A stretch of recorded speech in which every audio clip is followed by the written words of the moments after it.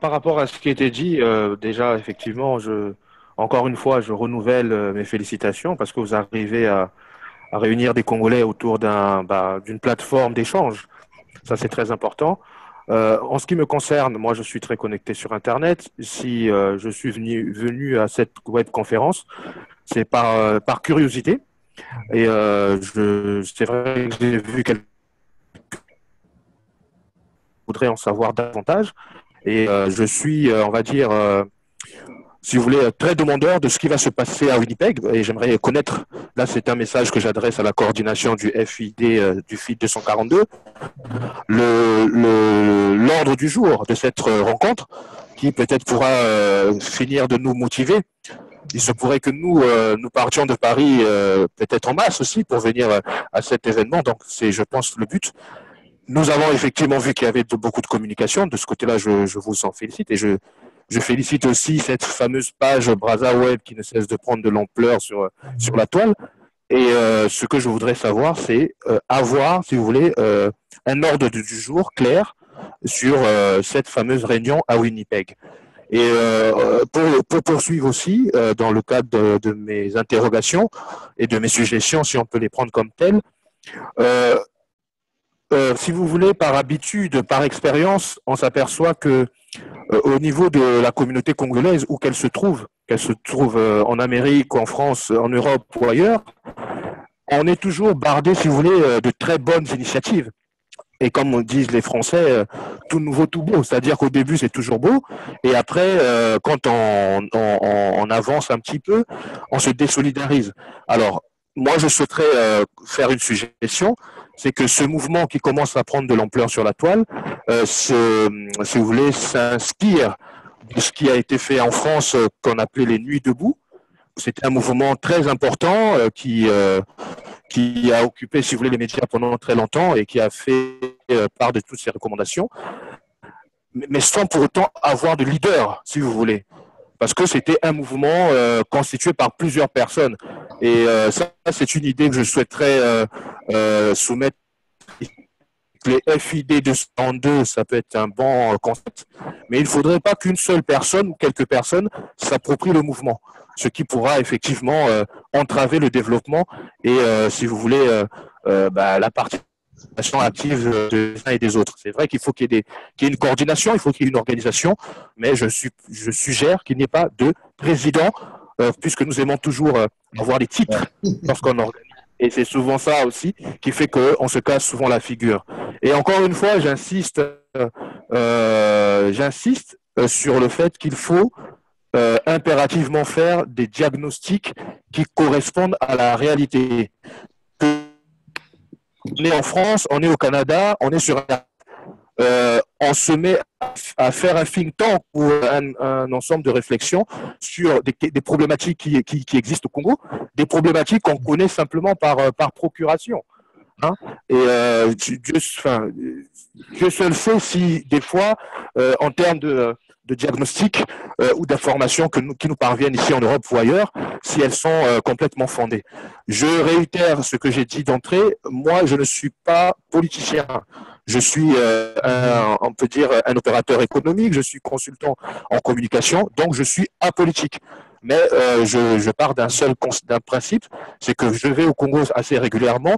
Et pour vous dire, quand je suis au Congo et que je me connecte sur Internet, j'ai très peur parce que ce qui se dit sur Internet ne correspond pas forcément à ce que nous vivons sur place. Donc c'est pour ça que je dis qu'il est impératif de faire de très bons diagnostics pour effectivement faire des propositions qui correspondent réellement à ce qui se passe sur le terrain au Congo. Voilà ce que je voulais apporter comme suggestion, comme réaction. Et naturellement, je suis toujours ouvert au débat. Et encore une fois, je dis, ce type de mouvement, c'est très important parce que les Congolais n'échangent pas entre eux. Les Congolais se constituent en petits groupements, parfois intéressés, parfois politiciens, avec des idées derrière la tête. Et il faudrait plutôt qu'on s'inspire de ce qui se passe chez nos voisins de la RDC ou chez les Juifs, tout simplement, ou chez d'autres communautés qui sont assez solidaires. Et ne pensons pas simplement que la priorité des échanges que nous pouvons avoir dans le cadre des échanges de réflexion, de groupes de réflexion, de think tank, doivent obligatoirement être sur des questions ou sur des réflexions liées à la politique. Il y a d'autres choses.